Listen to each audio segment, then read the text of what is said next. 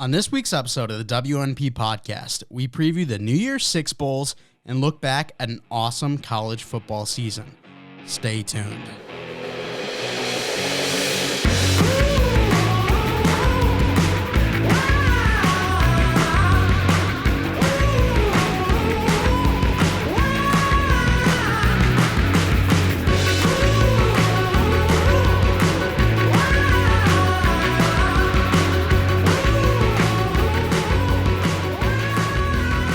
Episode 127 of the We're Not Professionals podcast. I am your host, Mike Mitchelson, and joining me today, as always, my co-host, Chase Carashaw. Chase, how you doing? I'm doing swell. Thank you for asking. How are you? You almost missed there. No, I was trying to throw you off. Oh, okay. Hit you with a little hezzy. Oh, yeah, you hit me with the hezzy. Right. I'm doing great. We had a Christmas. We had a Christmas. I can't lie about that one. That is for sure. We hope you guys all had a great Christmas. We're able to see some family and celebrate the holiday. New Year's coming up, and New Year's brings some college football games. So going to be previewing those. Excited to do that. Any big plans for New Year's?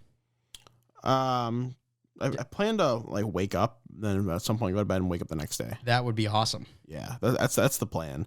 But in reality, running it back, J-Do's last year. Might as well go back to J-Do's this year.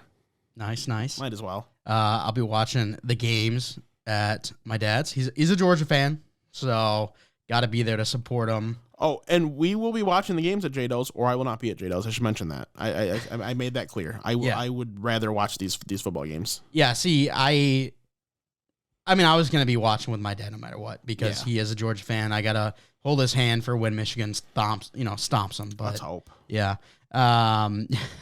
But the last time we were at John's, the games they were on, but we couldn't watch them because we were either upstairs playing games or we were at the table and, the TV not really being able to be seen by the table. Yeah. See, there's one beauty to this year. Now that the World Juniors has been canceled, we don't have to worry about watching that on New Year's Eve. We don't have to scramble watching the 9:30 game. Yeah. So stupid ass.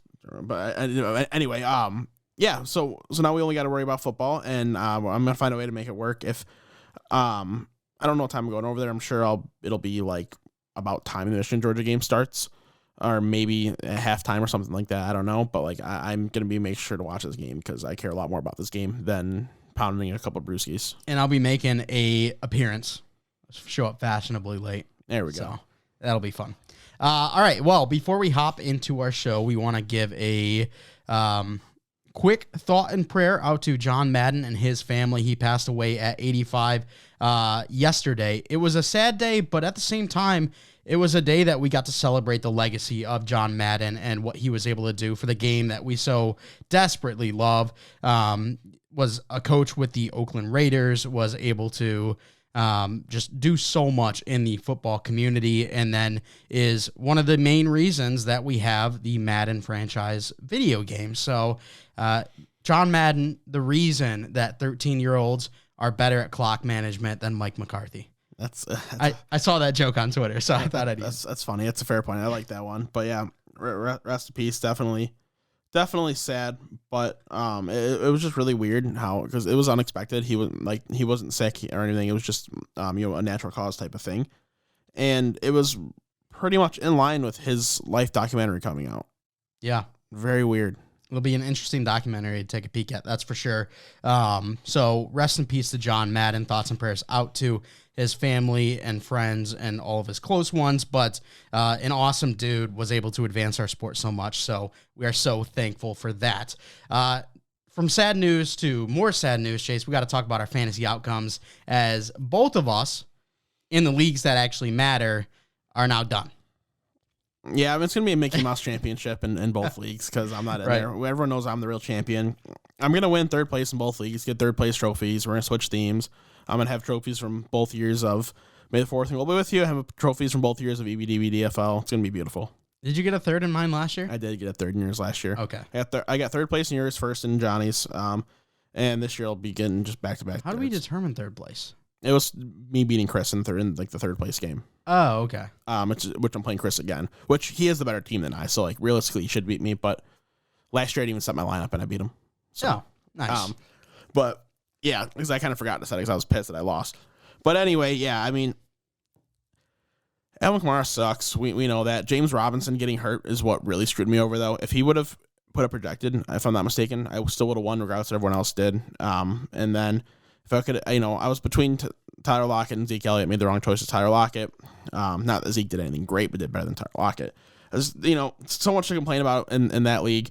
The other league, I just had a bunch of COVID injury stuff this last week where like I knew going into it I was going to lose, so I was just kind of prepared for it. So I wasn't that upset about that one, but still almost won that one because Devontae Parker goose-egged for Graham and Kamara sucked. We got some terrible matchups for the fantasy championship. I know. Johnny's isn't that bad. No, it's not good because Paul's team is really not that good. Paul's team is never good until we reach the playoffs. Mm-hmm. Literally, like he squeaks in, yes, and then dominates. He was the 6th person in. There's only 6 teams that make it. He was the 6th highest scorer in the league, but he's in the championship. It always happens. I think he's made playoffs all 4 years. Mm-hmm. And he's got a first place, a second place, and now either a first or second place. Speaking of highest score, I have this highest score by like 7 points in your league or 17, whatever the hell the number was. So garbage. So garbage. So mad. But anyway, yeah, no, it really is interesting because like you look at his roster and he's got Travis Kelce and like that's about it because he traded away Aaron Jones. Like so, like his only star running back really is gone. His next best star running back is Clyde, and he has Kareem Hunt, I think too. Like the whole team is just fine, and he just goes out and wins. It's annoying. Yeah, and then you've got in my league Davey versus Graham. Go Davey. Right, Davey versus Graham. Go Davey. Okay. Yes. Kind of an icky final. Yeah. If it wasn't Graham that beat me, I would maybe root for Graham in this one. I don't care because he's so bad at fantasy that he needs a win. But now Graham beat me and I'm mad. So go Davey. I was rooting with Graham, but he decided he wanted to be a stubborn little kid. Yeah, turd. There we go. Stubborn little turd when talking about my trade. So I think I got to go Davey now. Oh my God.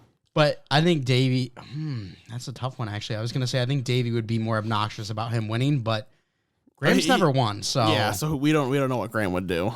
He might get a tattoo on his forehead. Nice. But realistically, though, I was looking very forward to having the chance of playing Davey in the finals. Thought that would have been a fun one, me and Davey. I disagree. Well, that's just because you'd be mad that I would be there. Well, hey, who were you versing, Paul or Johnny? You were versing Johnny. I was versing Johnny. Yeah, I was rooting hard for Johnny. I texted him and said, we don't need Chase winning. Absolutely not. You can't stand to see me on top. I was rooting for Paul over you. You got issues. I told him the order. It would be Johnny, Chris, Paul, you. Just because can't stand to see me on top. Like he's already been so obnoxious since he's gotten his one victory in fantasy. How have I been obnoxious? I barely talk about it. Yeah, it's not going to be a real championship because I'm not in it. Yeah, because I just literally said it this today for the first time. Get out of here. Get out of here, obnoxious guy. Can't take the win. Move on. And then your league, we've got I don't even know. Johnny and I didn't look. Alec. I got mad when I lost. Who's free agent bundle, Drew? Yep. It's either Johnny or Drew versus Alec. I think Johnny ended up winning. Versus Alec. Yeah. Tie. Go Johnny. Go tie. Go tie? Go tie in all 3 leagues. I'm okay with that. And then all the money goes back to the commissioners. Yeah, okay. I can rock with that. Yeah. I think Johnny wouldn't mind either. Johnny would purposely tie for that. Yeah. All right. I'm good with that. All right, well, let's move on from fantasy. Let's talk about some college football. Yeah? Yeah. It was a pretty good season, I'm not going to lie, from last season where games were getting canceled. Michigan got crushed by Michigan State. Oh, that happened again this year. My bad. But who's in the college football playoffs? Not a lot of fans. Oh, that's right. Last season. Barely any. The SEC had some, but barely any fans last season. Games getting canceled. Teams only playing like 4 games. Kind of a fraud of a year. I'm seeing a lot of people saying that Alabama team last year is the best college football team ever, saying they're better than LSU Joe Burrow. And I'm thinking, I don't know.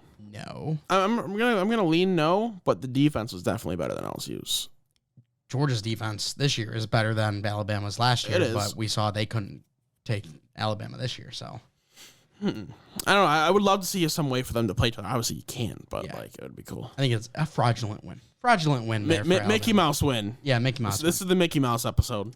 And then we had some great stuff. So Michigan making the college football playoffs. You love to see that. Michigan State having what should have been a Heisman winner and Kenneth Walker. No, but he didn't. There was some real revival in the state of Michigan when it comes to college football. We saw a phenomenal defense in Georgia. We got an not a Power 5 school. We got Cincinnati in the college football playoffs. Speaking of revival of college football, Western Michigan with a big bowl game win against Nevada in the Quick Lane Bowl. Let's go. Sure. There's been a lot of good stuff. I mean, Clemson, one of the most dominant teams over the last 5 years, last decade. They're nowhere to be seen in the top 25. Like, a lot of really fun stuff happened. You still got Alabama and Georgia as the big names you see every single year, but you got some new faces as well, Michigan and Cincinnati. I guess it is a little disappointing, talking about Clemson real quick. Next year's quarterback class just got so much worse with DJU performing the way he did this year. Like, right now, it really is just Bryce Young and Grayson McCall. Like, the only really true prominent names yet. Guys are going to come out of the woodworks as they always do, but Bryce Young is going to be a lock the number one pick as long as he stays healthy and performs at least even average. His average this year, if he does that next year, he's going first overall. And Grayson McCall is probably literally the next best quarterback because he decided to re-enter. You're sleeping on someone. Who am I missing? Spencer Rattler revival season, baby. No. No. Yeah, I think that DJU can still have a good season and turn himself into a second round pick, but that has to be seen. He looks really bad, but nonetheless, it definitely was quite a year for college football. As you just kind of ran down the list of all these different things that have happened. I really hope Cincinnati can find a way to beat Alabama. It seems so unlikely, but if Cincinnati can find a win in that game, that would be awesome. I agree. Well, let's talk about the New Year's Six Bowls, but before we hop in there real quick, I do want to ask, players sitting out of bowl games, thoughts on that? I don't really care. Sure, I want to see you play in those bowl games, especially if they're a meaningful bowl game. Like, if you sat out of the college football playoffs, then I'm gonna call on you for that because you got a chance to win something. But if you're playing in the Quick Lane Bowl, for example, if imagine Corey Davis coming out of Western had to play in the Quick Lane Bowl and he decided to opt out, how are you gonna hate on the guy? They just had a 6-win, 7-win season, whatever the hell they had. He's gonna be a top 10 pick. No, opt out, go to the draft. I can't hate on that. But if you're a lower end prospect and you still have more to prove, I think you should play in that game. Give yourself one more chance to add some film. If it's an important game, you should play. But otherwise, I really don't care. Guys got to look out for their future. I'll give you a name where this guy is sitting out. He's in the Fiesta Bowl. And you tell me if you think he should sit out. Because he's already opted out. He's sitting out. But Kyron Williams, running back for Notre Dame, do you think that's a guy who has already solidified draft slot and deserves to sit out? Or do you think that him playing would benefit his draft prospects? I think his draft stock is lower than it should have been coming into the year. He underperformed, and I really think if he could play and have a big game, then that would help his stock. But I really also don't think he would go out there and have a big enough game to really change anything. I think he's going to end up early day 3 the way things stand. Maybe if some team really likes him, he'll go end of day 2, but it's going to be day 3 type thing. And I don't know if the bowl game would change it. So if you want to just stay out and stay healthy, because if he got hurt, that's when that has a legitimate chance to fall to 7th round or possibly undrafted if it was a season-long type injury. So I kind of understand that for his case. It's a weird spot for him. Mm-hmm. And I'm okay with players sitting out as long as it's not the college football playoffs. I think that if you are in that position to actually win a national championship, you should absolutely be playing. And I think the reason for you and I being okay with that is because the college football playoffs is not in a good spot right now. Only 4 teams. I think we all agree that it should be expanded, whether it be 8 teams, 12 teams, whatever it might be. If you have more teams like this, players won't be opting out as much. And I know a lot of the older personalities in the sport absolutely hate when players are sitting out. But if we just expand the college football playoffs, I think we see that decrease. And I think that everyone would be happy. Yeah, that's fair. All right. the New Year's Six Bowls. We're going to save the two college football playoff games for last. It starts this Thursday, December 30th. You got Pittsburgh versus Michigan State in the Chick-fil-A Peach Bowl. Kenny Pickett, sitting out. Kenneth Walker, sitting out. So what do we expect from this game? I think that this probably is the worst game that we see out of the New Year's Six, but that's only because the top two players on each team, or the top player on each team, is going to be sitting out. Yeah, I put money on State to win this game in a parlay, actually. Let's go, baby. I do think that they are going to come out on top because losing Kenny Pickett is bigger than losing Kenneth Walker. Kenneth Walker is a big piece on that team, of course, and like they don't get 12 wins this year, or 11 wins, or whatever it was, without him. But the team can still operate well enough. Peyton Thorne is okay enough at quarterback. There's enough threats at the receiving game in order for the offense to explode. And the defense is a solid enough group where they're going to be able to hold off what's probably going to be a heavy run offense by Pitt. So I think that State should come out with a win in this one.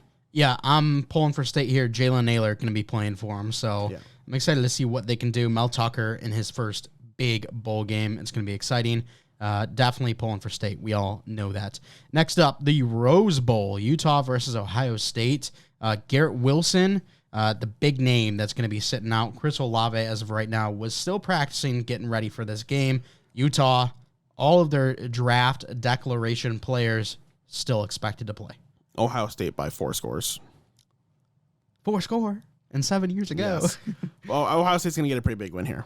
Ohio State is a 6.5 point favorite, over under 66.5. I mean, I'm smashing the over on both those things. I would smash Ohio State to easily cover that, and I would smash the over. Is what I'm trying to say. Smashing the over at 66.5. If Ohio State scores 38 points, you said it's what is it? 66.5. You said 66.5. Yeah. So that's what is that? Another 28 points from Utah. Like that's a 10-point game. 38-28 is very realistic. I feel like Ohio State might shut down Utah a little bit. But if that's the case, then Ohio State puts up 56, and Utah puts up 10. And that's still 66.5. Damn it. Needs to be over. I'm thinking Utah puts up 11. I think it's going to be a 10-3 game. 10-3 game. No. Obviously taking Ohio State in that one. Michigan State versus Pitt. Pitt is a 3-point favorite. Mm-hmm. The over-under a 63.5. I'm going the under there. Yeah, I'm taking the under that game easily. All right, next game we are looking at will be the PlayStation Fiesta Bowl. Do we like that one? PlayStation Fiesta Bowl. I think it'd be better if it was the Xbox Fiesta Bowl. I would agree. But the PlayStation Fiesta Bowl being between Oklahoma State and Notre Dame. Notre Dame a 2.5 point favorite, over under being 45.5. Like I mentioned, Kyron Williams going to be skipping. Kyle Hamilton also not going to be showing up for this game. The big thing, though, for me is you got a new head coach over in Notre Dame. Marcus Freeman taking over for Brian Kelly. What are we going to be able to see here from this Notre Dame team? I really don't know. I would probably still lean not watching this game. Because I'm really not that looking for that forward to this game. Like it might be all right. I don't know. I was thinking about it over my head. I was leaning Ohio State a little bit going into or Notre Dame. I mean, excuse me. Geez, I don't know why I said Ohio State. Notre Dame coming into the game, but I'm kind of tilting here last second to Oklahoma State. I don't think it's going to be an awesome game. I think like it could be a competitive game, but I don't think it's going to be like an exciting game. If that makes sense. The only other games on while this game is on is Penn State versus Arkansas and Iowa versus Kentucky. So I think you are watching the Winter Classic. Oh, okay. I guess that's fair. I'm going to go Notre Dame here. I think that with Marcus Freeman coming in, he's already been in the system for quite some time. So I think that he'll be just fine. I do think that there is going to be a little bit of a hiccup. I don't think they're going to skip a full beat, but I do think there will be a little hiccup, but I think they can still overcome that and take out Oklahoma State. That's fair. Next up, sorry, let me get the right name for this. The All-State Sugar Bowl. Got to make sure we get the All-State in there because, you never know. Yeah. And then Rose Bowl was presented by Capital One Venture X. Yep. But the All-State Sugar Bowl between Baylor and Ole Miss, absolutely love Matt Corral coming out saying, that's not me. I'm playing in this game. Love to see that from your leader. Love to see that from your quarterback and a guy who is going to be a very high pick in the NFL draft. What do we expect out of this one? Who you taking? Wait, let me give you the odds. Baylor, a 1-point favorite, over under 54. Baylor, a 1-point favorite. Matt Corral's slinging the ball for 350 and 4. This is an Ole Miss win, baby. Lock it in. Lock of the week. Lock of the bowl season. Matt Corral going to have a huge game to solidify himself as the number one quarterback taken? Yeah, 100%. He is going to stay my number one quarterback through this draft process. I can guarantee it. He has to be the number one quarterback. He's the one person who has enough intangibles and enough of the numbers to really back everything. Like he's just... there's no one else that I really truly think you can argue is more deserving of it. I don't know. I haven't done my my full deep dives into my what is it? Your QB rankings. QB rankings, but also just your watching draft, film. Your draft film rankings. Haven't been doing that, but I like Kenny Pickett right now. I do like him, so I'm very interested to see how he matches up against Matt Corral once I start getting into the film. I like Kenny Pickett too, and I think he can have some success. Pickett. You're a hater. Yeah, you're just a hater. But I don't have him even in the same tier as I had Mac Jones last year. Right now, things might change. I might see someone else I like down the road. But last year was pretty. I know, but terrific. It's the same type of thing where like he came on just like Mac Jones and had a Mac Jones borderline Joe Burrow, pretty much Joe Burrow type season. But like it was different competition. And I don't see as much of the, the tight spiral throws, throwing it right into the breadbasket, hitting guys in the deep routes. I don't see as much of the dynamic play between, Kenny Pickett compared to Joe Burrow or even Mac Jones. So he's like a Trey Lance, is what you're saying. That was the dumbest thing I've ever heard in my life. Oh, you see that? I hope that reaction? So badly. That got him. I really don't want Jimmy G to play this week because he says, "Oh, there's a chance for that I play." Yeah. I hope that he doesn't because Trey Lance needs to start at some point anyway. You really need to find a way to play him this year because he played earlier and he played okay. Throwing the ball wasn't like great. Running the ball he did all right. So he needs another real start here at the end of the year. See what you can do because you got him. He has to be your guy going into next season, or you have to trade him. You can't have a third overall pick sitting on the bench for 2 years in a row. You just can't do that. That's a fireable offense. The thing is, Jimmy G is giving you the best possible chance to make the playoffs right now. He is right now, but that's you got to see him in it some way. Even if you factor him in for a couple drives a game, just you have to see him in some ways. He hasn't touched the field in the last few weeks, really. You got to find a way to just get him on there and see if he can create something with minimal opportunity even. For sure, but here's the thing. If we go into next season, Jimmy G plays well down the stretch and into the playoffs. Right now, they're currently in the 6th seed. If he does that, and you go into camp and he just looks like the better quarterback, you can't just give it to Trey Lance just because he was a high pick. At that point, you have to trade Trey Lance. You can't keep the overall pick on the bench 2 years in a row. You can't do that. That is literally a fireable offense for a team that's supposed to be competitive. You can't trade up for your quarterback of the future and not switch to him.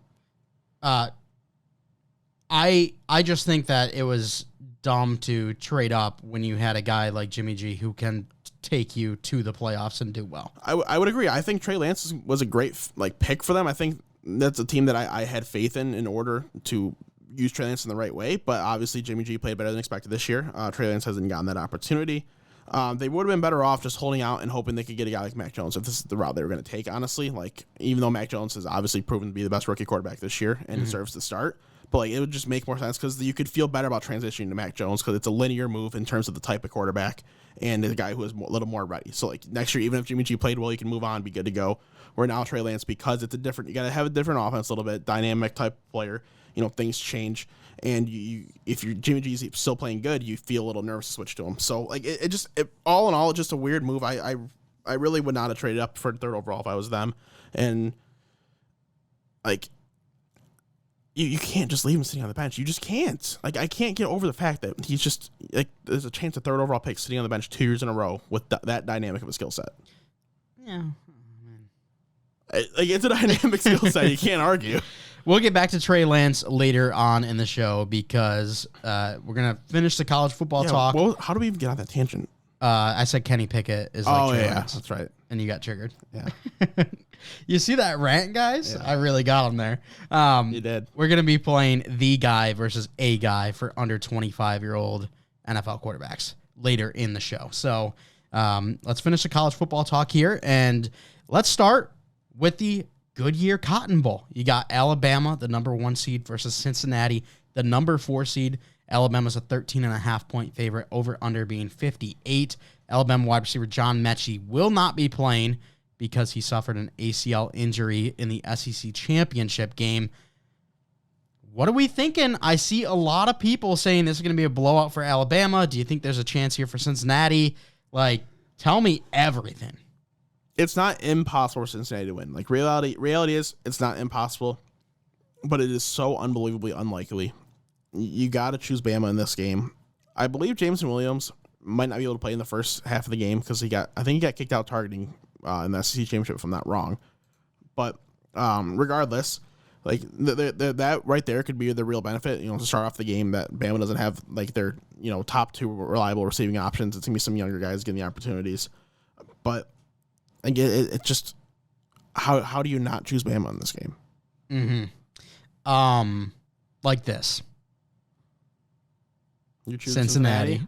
I'm choosing Cincinnati just because I want them to win. Like, realistically, Wanna bet on this? I think no. Okay. Realistically, I think Alabama's going to win. But the one bright side is Alabama doesn't have their best receiver, and John Mechie.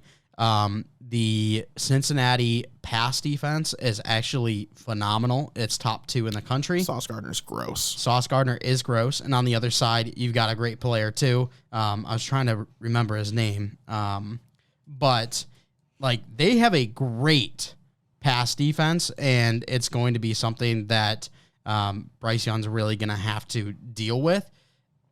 And I think that if Desmond Ridder can have himself a game... But he's got to have himself a game. He has to have himself a game. And you got to keep in mind, Bryce Young just won the Heisman. And, this wasn't the strongest year for Heisman candidates, to be honest, but he was still very deserving of that award, 100%. And, like, you got to try to shut down the Heisman winner as a group of 5 school that hasn't faced this type of opponent yet, really, this year. Like, they beat Notre Dame, but what did he do? Notre Dame sucks. It's gonna be a tough draw. I really want Cincinnati to win this game very badly. I'm pulling very hard for them. But it's very hard to rationalize how they come out with a win in this. Yeah, and not sure how I forgot this guy's name, Kobe Bryant. Oh, yeah. I forgot they changed his number to number 8 for the college football playoffs in order to honor Kobe Bryant. He was named Kobe, C-O-B-Y, for Kobe Bryant. And he won the Jim Thorpe Award, which is the best defensive back. Yes. So him and Sauce Gardner... Not a bad little duo there. Bryce Young is phenomenal, that's for sure. And I think that this game's going to be closer than what people think. I could be wrong. It could be an absolute blowout for Alabama just because, obviously, Cincinnati Bearcats not really playing up to the competition that Alabama did. But I think it's going to be fun. I'm rooting for Cincinnati all the way. You know why Bama's winning? Why? I just thought about cornerbacks and names because they have Kool-Aid McKinstry, baby. They got the best name in the nation. Until the coldest to ever do it gets into college next season. Mm-hmm. And, a great NIL deal with Kool-Aid. It's so cool. Yeah. Just, I don't even know if he's really been playing. I think he redshirted. He's not a name I've really paid attention to or anything. But regardless, anyway, it's just going to be a really tough one for Cincinnati to win. I hope they do. I would so much rather be wrong. Like, I'm not going to bet on this game or anything because, I just don't want to. The odds aren't going to be that great to do anything. Maybe I can throw $1 on a heavy underdog parlay for the college football games and put 2 or 3 teams in there, put $1 on, see what happens. But that's really all I would do. Put State in there because they're the underdog. Yeah. Cincinnati and Michigan. Sure. Michigan's got to be underdogs in that game. Yeah. I mean, I'll give you the spread here in a second. Yeah. But why do I feel like Cincinnati's not getting any love for being the underdog story this year? Because they're really not. Michigan's the underdog story, which is annoying. Because they, in all fairness, they're the underdog that has the best chance because they were an underdog coming into the year. Sure, but Cincinnati has done something that's never been done before. Yeah, I agree. I'm not saying it's wrong, but I'm just saying the true underdog that has the best chance is Michigan, but the true underdog is definitely Cincinnati. I'm in the same boat as you here, and just no one's giving them love. and I hate it. Like, I feel like obviously it's going to be a tough matchup, but come on, people. We always root for the underdog story, and we're just going to give up on Cincinnati? Why? You just don't like Luke Fickell, or you don't like Desmond Ridder? What is it? You know? Yeah. So, Luke Fickell's awesome. I don't know. I'm a big Luke Fickell fan. Mm-hmm. All right, Capital One Orange Bowl. You've got Georgia at Michigan. Big game. Going to be the best college football playoff game in my mind. Georgia, an 8-point favorite. The over-under being 43.5. You taking the over the under on that one? I'm going to take the over on this one, actually. I'm going to go the under. I don't think it's going to be much of an over, but I think it's going to be an over. Like you said, 43.5. 43.5. This game finishes 24-20. That's an over right there. Which I think that's a realistic score in this game. I think Michigan is going to cover the spread. Let's put it this way: they're either going to cover the spread or they're going to get absolutely murdered, like they should have never shown up to the field. I don't think there's an in between. I really don't. And this one, there's no opt-outs at this moment. Right now, JT Daniels and George Pickens, they are currently in the COVID-19 protocol. That was... Not that JT Daniels plays anyway, so stupid. Yeah, it was a couple days ago. They were in the COVID-19 protocol. I'm not sure if they're out yet. But anyways... And another name in COVID protocol for Michigan. It was a prominent defensive player, and from what I have read so far, it sounds like it's Dax Hill, which is their most important defensive back. Okay. Which is a tough blow. This is going to be a really good game because you've got a great defense on both sides. One being a little bit better. Yeah. You've got... I'd say they're more than a little bit better, to be honest. Yeah, I was trying to give you guys some a great run game. I take Michigan's run game this year. Very shaky at quarterback, though, both of them. Michigan's quarterback situation is I'm a little bit more confident in them. I would agree. But the receiving game, the receivers, I would rather take Georgia's receivers. If George Pickens plays, I 100% agree. Even what's his face at tight end, the freshman this year has played fantastic. Yeah, Brock Bowers. Didn't he hit 1,000 yards? I'm not sure if he hit 1,000. Let me look that up for you. But he's been great. I thought I saw that somewhere. I could be mistaken, but I thought I saw that somewhere. But yeah, Brock Bowers has been awesome, and all the tight end for Michigan, he's going to be one of the guys you got to really rely on. It really sucks that Ronnie Bell is just out for the year, can't play in this game because Ronnie Bell would be such a huge addition in this matchup. I think he could be such a dynamic piece. So that one really sucks. But it's going to have to be a win on the ground type of game for Michigan. And catch them off guard through the air, really. Like, you pound them, if you have 10 plays on a drive, have 7 carries and 3 passing attempts. Yeah, 791 and 11 for Brock Bowers. Great freshman season. So for some reason I thought I saw 1,000, but it doesn't matter. That's ridiculous for a freshman. 11 touchdowns, just crazy. A freshman tight end, nonetheless.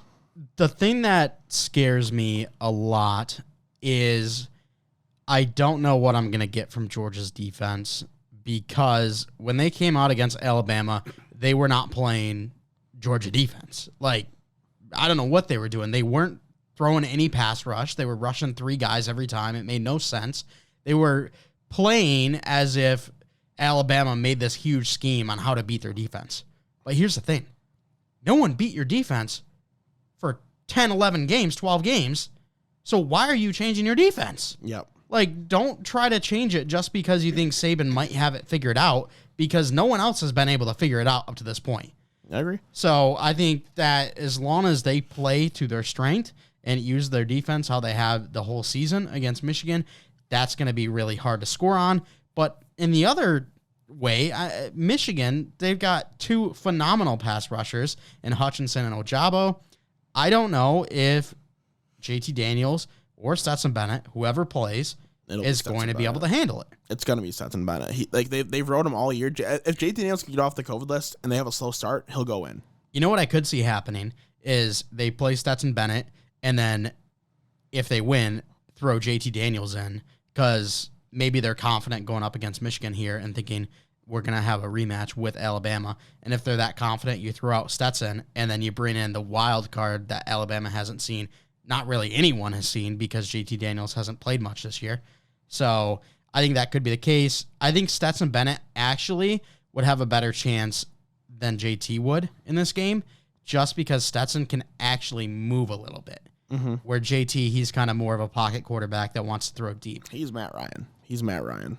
The one problem, though, is Matt Ryan, great chemistry with Julio Jones. Josh Rosen, who's their backup, maybe, I don't know, not great chemistry with Julio Jones last year or whatever.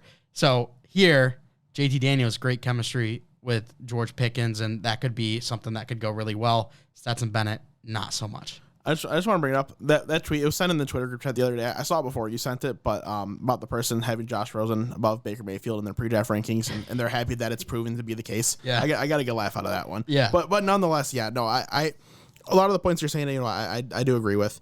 It just, I think really what this game is going to come down to is we're going to learn if Jim Harbaugh is actually worthy of this AP Coach of the Year or not. If he pulls out a win in this game, it's going to be on a lot on the players playing their asses off, but the coaches and the coaching staff doing the right things, get their team in the right situations. So if they come out with a win in this game, then you have to tip your cap to Jim Harbaugh. You have to. All right, make your prediction. I'm going to take Georgia, but I do think Michigan covers the spread. I'm taking Georgia as well. I think it's going to be a very close game. I think maybe like a 21-17 or something like that. Yeah, my 24-20 feels very fair to me. I think it's going to be a very defensive game. You're going the over. I'm going the under in this one. So Yeah. It'll be a fun one for sure. It's going to be the game I think everyone's looking forward to the most. Cincinnati, Alabama. People are going to watch it, but a lot of people don't think it's going to be close. This one going to be. So that's it for our college football talk. If everything comes true, we'll have a Georgia-Alabama rematch, which I don't mind, but at the same time, like Cincinnati versus Michigan or Georgia would be a lot more fun. Yeah, I would agree. Let us know what you think. Who is going to win in the two college football playoff semifinals? Who is going to be making the college football championship in your mind? Put that down there in the comments. We're going to move to NFL talk right now. And the number one thing I want to talk about is Joe Burrow is getting no freaking like celebration. People are just saying like he is now fourth all time in passing yards in the NFL. They've been keeping stats since like the 1930s. Fourth all time. But people are like, oh, for what? For passing yards. For in a game. 25 in a game, you're saying, okay. In a game. Yeah. Passing yards all time in a game. Yeah. Okay. By anyone. Doesn't matter the age. But people are saying, oh, it was against practice squad. It doesn't matter. Bullshit. Yeah. Bullshit. It doesn't matter. Are you kidding me? They've been keeping track of this for 80 plus years, and he's now fourth all time? Like, that is insane. Granted, I have not seen... You're more intertwined in the Bengals Twitter sphere, so I have not seen all over nearly TikTok. as much as you have. So all over TikTok. It's insane. People are like, he didn't even play anyone. Like, well, I know Ravens fans are saying that because Ravens fans are trying to find an excuse for everything this year. Right. But they might be the most insufferable fans out there.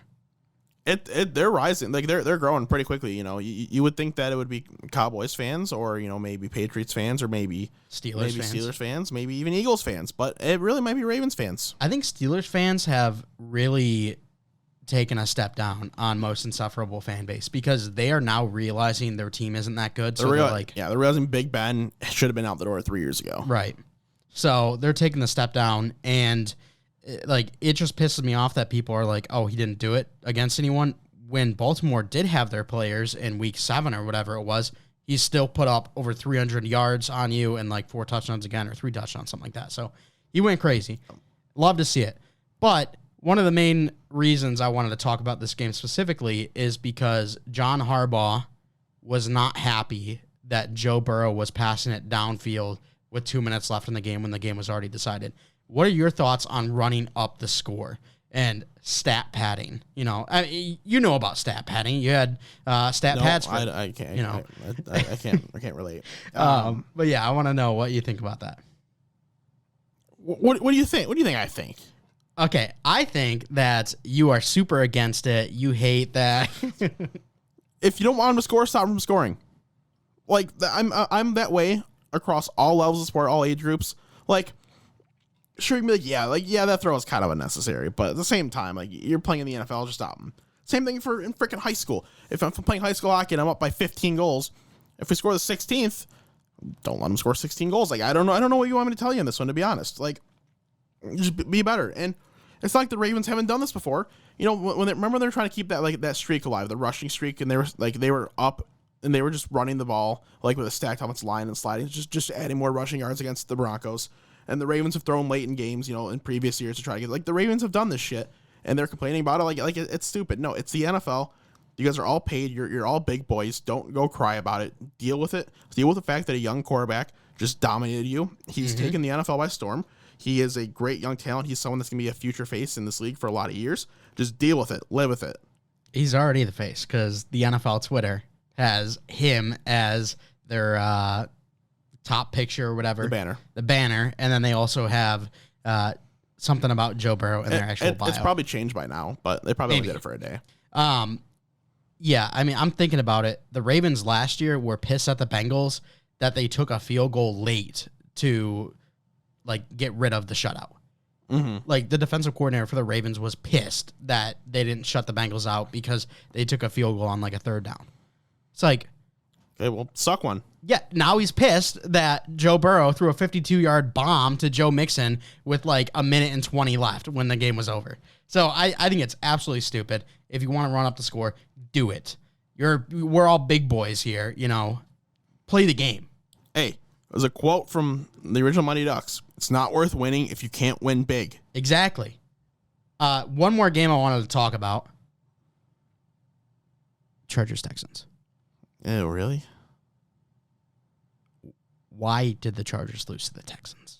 I told you why. I told you the TikTok I saw that explained it. Oh, TikTok means... Yeah, this TikTok. I don't know if we talked about it on the show or just talked about it to you separately, but it had all these different scenarios where the Jets beat this team, the Jaguars beat this team, blah, blah, blah, all these things, which is why this was a month before the game happened, which is why the Texans will beat the Chargers when they face each other. Sure enough, it happened. I should have listened. Yeah, I should have hammered the Texans in this game. Still should not happen whatsoever. No. Rex Burkhead should not dominate the field ever. We lost our bet. There were two of us. Which one? We talked about what running back would be the guy on the Texans. Oh, yeah. You said David Johnson. I said Phillip Lindsay. Phillip Lindsay, I don't think is even on the team anymore. He's on the Dolphins. Yeah, and then David Johnson. Just not playing. Yeah. It's just sexy Rexy. So I guess, there's no payouts. Brutal. But I forgot about that one. Yeah, this game should not be happening, and it just makes me happy because we all know now that Joe Burrow is actually the guy. Justin Herbert is not. So I don't know about that. We're actually going to get into that right now because let's get into it right now. I'm going to give you between 15 and 20 quarterbacks under the age of 25. You got to tell me if they're the guy or not. Does this include college? No. There's that many quarterbacks to choose from? Yeah. Wow. There's some where it's pretty obvious. But, okay. So you're gonna tell me if they're the guy, a guy, or you need some more time. No guy. Or you need some more time. Okay. Or what if I can just declare that they're no guy? They're not even worth being rostered. Is there anyone like that? Sure. Yeah, you can do that. Okay. That's fine. And the reason that I wanted to do this is I was actually thinking, I don't know about you, I've seen a lot of quarterback talk recently, and so figured let's talk some more about quarterbacks. And then I was thinking, you really don't need a team when you have the guy, when you have a Tom Brady.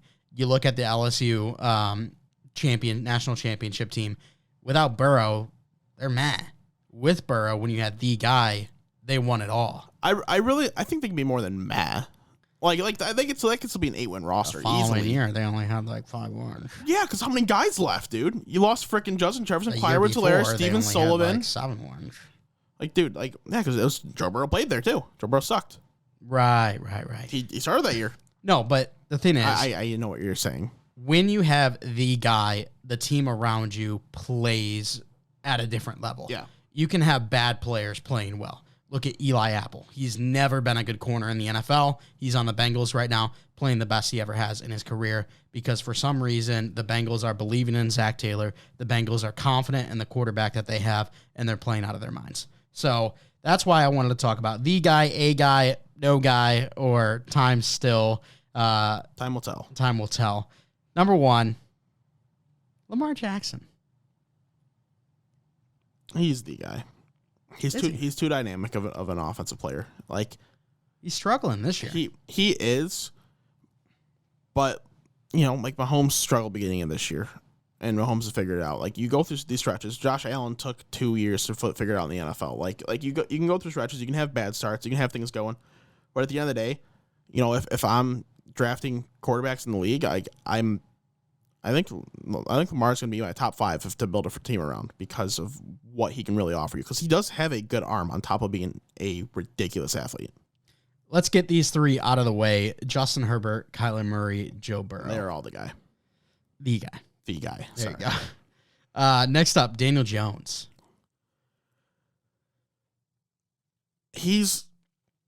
I guess I'd call him a guy. He's pretty close to being like no guy at all. Honestly, he's closer to that than he is to the guy. But I'll put him in the A guy range. Yeah, I think he's just a guy. Like he's not gonna. He's your Andy Dalton.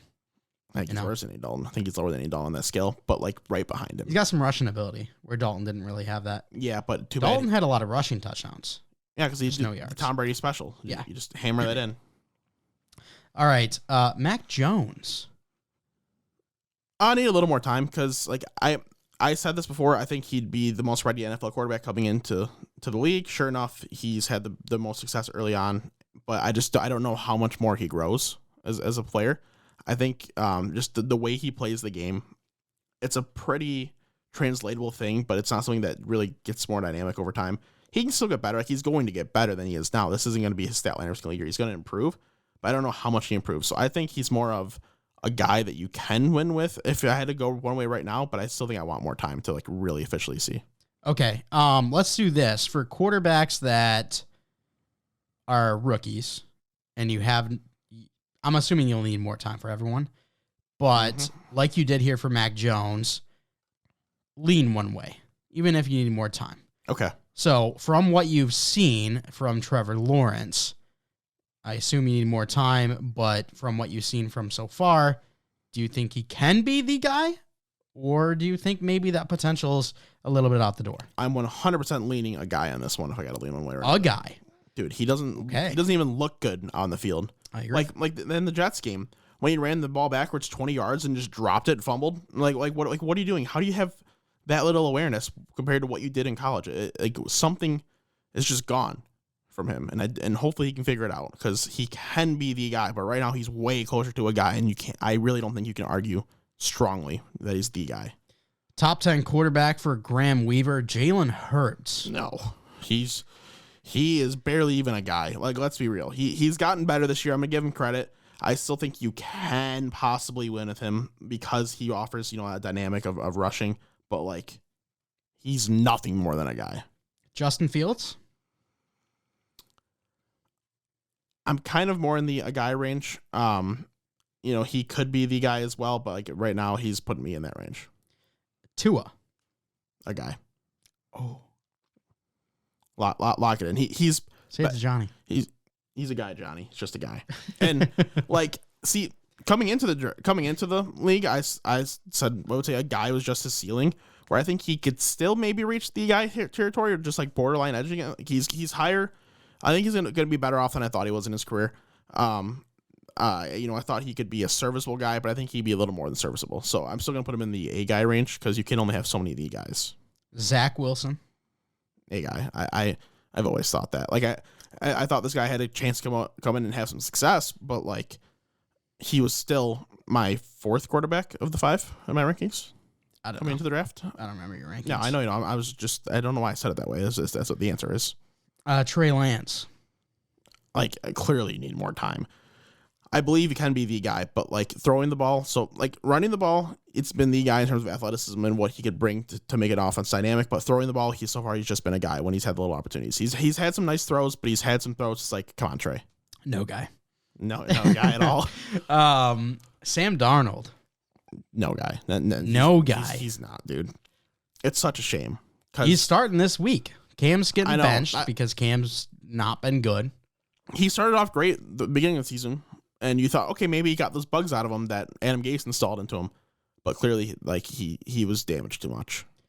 PFF says after the first 3 weeks of the season, Darnold was the 11th highest graded quarterback. It looked like replacing Adam Gase with Joe Brady was the best transition in NFL history. Since then, he's dead last with a grade of 45.8 I don't doubt it. since week 4. I really don't doubt it. He's looked really bad doing it. Baker Mayfield. He's closer to being no guy than the guy, but he's in the A guy range. He is a guy, and that's about it. Yep. Like, everything about Cleveland right now could be special, except for the quarterback. And if you don't have a special quarterback, you don't have a special team. Yeah, that's a team that could win with Baker Mayfield. I truly think they could, but he's not going to help them win. I don't think they could win in spite of him being there. I don't think they could win the Super Bowl. I think they could, based on a just hell of a defensive run. It's possible. They're 7-8. I know. Trash. I know. I'm just saying. They're trash, if they had a hell of a defensive run, found their way into the playoffs, Maybe. Not possible. Drew Lock. Why are you even asking this question? He's no guy at all, dude. Davis Mills. He's closer to the guy than no guy. I was going to say, before you say anything, Davis Mills has been He's the second best rookie quarterback. maybe even the best with how he's been playing over the last couple of weeks. I'm still gonna and give Mac Jones has dipped. I'm still gonna give the edge to Mac based on season long production. But like Davis Mills is very clearly the next best. He's been better than Zach Wilson and Trevor Lawrence, and Justin Fields just doesn't have enough playing time to really put him in that conversation, in my opinion. So Davis Mills earned that starting job for the Texans next year. He was someone that was like, it was a weird pick for them. Their quarterback situation obviously very weird. Someone that like you thought could maybe have some success on the road, but probably wasn't gonna really turn into much, because really outside of the first 2 rounds, quarterbacks are very unlikely to hit. You get guys here and there, you get the Russell Wilsons, you get the Tom Brady's, but for the most part, a lot of those guys end up flopping pretty hard. But he's looked good so far, so he's going to start next year for the Texans. He's going to start the whole season unless he, becomes a train wreck at some point. And he's definitely closer to the guy than a guy, or than no guy, I mean. But he's like still cemented in a guy range. That was 15 names. I'll give you 3 more. Instead of telling me if they're a guy, no guy, the guy, you tell me if they deserve a chance. Okay? Okay. Josh Rosen. Yes. Dwayne Haskins. Yes. Jordan Love. Yes. He's never really gotten a real chance, where the other 2 have, at least. And I still think, like, I genuinely believe Josh Rosen would fail again if he got one more chance, but he's really only gotten the one chance. Like, he got the chance in the Cardinals and a horrible team, and was just immediately thrown away once Cliff Kingsbury came in, and has never really gotten enough of a chance to go on to succeed. So I really think if he goes somewhere, like, is he still in Atlanta? I'm not sure. Because say they draft a quarterback and Matt Ryan decides to retire this year, which isn't impossible. And He is. What's that? He is on Atlanta? Yep. Okay. So say Matt Ryan decides to retire, they draft a quarterback and he's not quite ready. Josh Rosen is the guy that ends up starting. He can go in and have some success.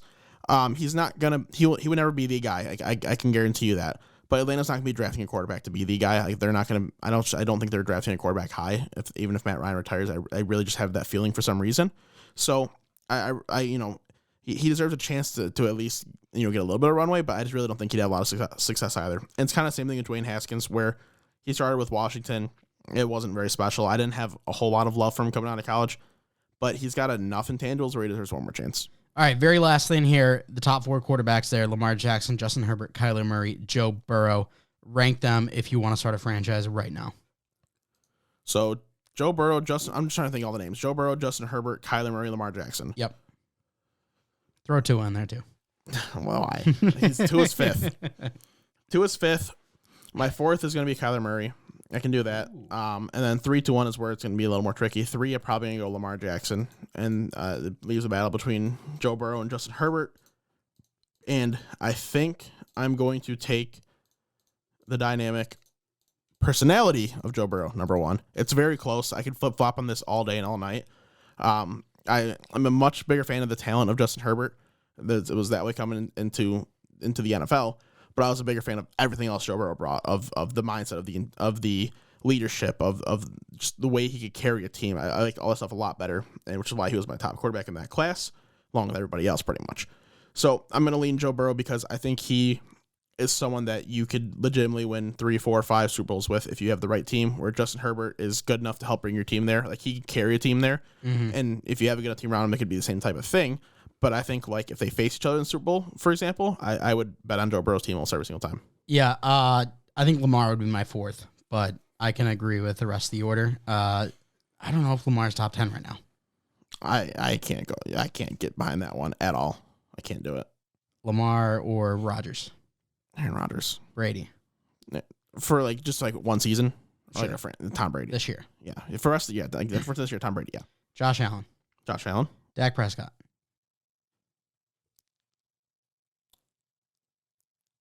I don't know.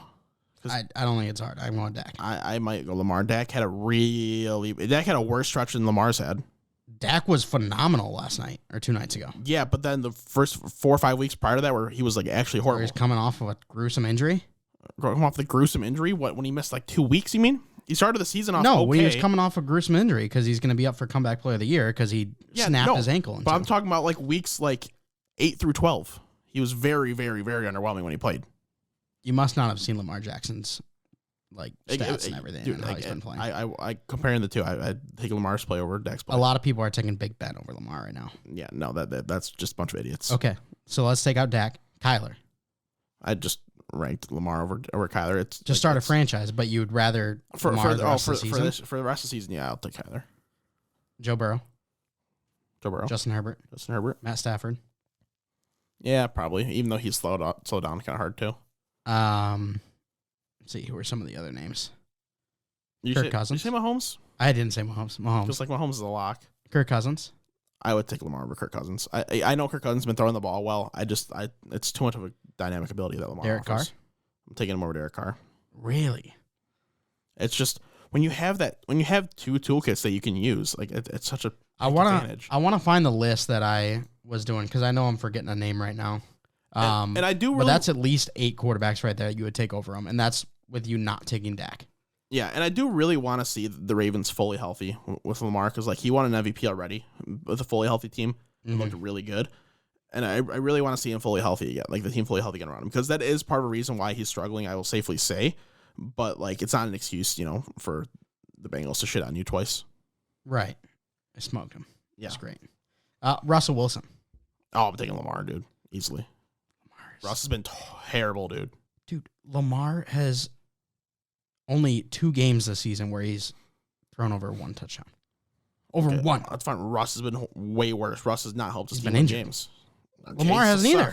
Yes, he has. Dude, no, he hasn't. The rushing ability Lamar are you kidding me? sucks. Dude, the rushing ability alone helps He's him getting win games. outmatched in rushing ability by Josh Allen by like a ton. Josh Allen's cracked, dude. I think Lamar Jackson making the Pro Bowl is a joke. Yeah, I would agree with that, though. All right, well, we don't have a lot of time, so let's just run through our picks. Okay. Philly at Washington. Philly is a 3.5-point favorite. Yeah, I'm not watching that game. Yeah, I would assume Philly's a 3.5-point favorite. I have it as Washington for some reason. Okay, well, we're just going to assume it's Philly, and I'm taking Philly. I agree. Carolina at New Orleans. Sam Darnold's back. Pass. Taking New Orleans. Give me Carolina. Why not? Okay. I got ground to make up. I'm not going to catch up unless if I'm 50-50, just go opposite of you at this point, really. Because I'm back 13 games. Yeah, I've taken quite a few chances the last couple of weeks and have not worked out. So I'm going to keep taking chances. Why not? Chris went 2-14 though this past week, so him and Garrett are now tied for last. You are 8 games ahead of them. Yeah. New York Jets versus Tampa Bay. Tampa Bay a 13-point favorite. That's Tampa Bay. Miami at Tennessee. Tennessee a 3.5-point favorite. Miami, baby. I'm also taking Miami. Can't go against them at this point. You just can't. I think it could be close. Tennessee has proven me wrong over these last 2 weeks. They've won. They lost to the Steelers last week. But this most recent week, they proved me wrong by me saying, they're trash without Derrick Henry. They actually had a decent win. But I'm still going to go Miami. Yep. Jacksonville at New England. New England a 15.5-point favorite. New England. I want Jacksonville to win one more game, please. I want the Lions at first overall. It's going to be tough. I don't know who they play as their final game. It's probably going to be... It's probably nothing great. Probably nothing great for them, in order to win. I think it's the Titans. Yeah, maybe the Titans rest players. Maybe. Las Vegas at Indy. Indy a 7.5-point favorite. Jonathan Taylor is going to get a shit ton of yards in this game. If only I could use him in the finals. Indy is probably the hottest team out there right now. That's the one team I do not want to face if I'm the Bengals in the playoffs. Kansas City at Cincinnati. You've picked them every single week up to this point. Does that continue? Might as well keep rolling with it. Don't feel very good about this one, but I'm rolling with it. Bengals. I'm going Kansas City. Last week Hater. I went Baltimore and then switched to the Bengals. Hater. And they won. So I'm going to go Kansas City this week. Who knows? Maybe a switch is on the horizon. Hater. Giants at Chicago. Chicago a 6-point favorite. Who's starting a quarterback? Any idea for the Bears? Because Foles played last week. I don't want either team to start any quarterbacks that aren't named Justin Fields. You want Justin Fields play for both teams? Sure. Okay. That'd be cool. Because I don't want to see Glennon From or Daniel Jones, and then Chicago. Daniel Jones is shut down for the year. I know that. And then Chicago, Andy Dalton, Nick Foles. I guess I'll go with the Bears in this one. This is my least favorite game, maybe all season. Yeah, this is going to be horrible.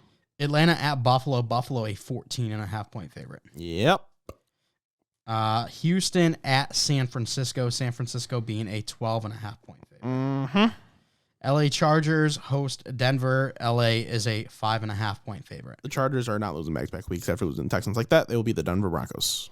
I agree with the last four that we all said. Figured. The LA Rams at Baltimore. The Rams a 3.5-point favorite. I will take the Rams.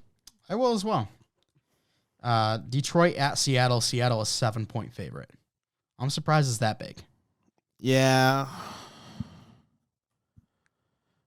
I'll take Seattle, but I still think the Lions have a chance to win this game, which I don't want them to do. I like seeing them win, but I don't want them to win this game. There's no need to win this game anymore. Yeah, I've got Seattle in this one, but I agree. Detroit definitely could take this one. The only reason I give it to Seattle is because it's in Seattle. Yeah. If it was the opposite, I'd probably lean Detroit.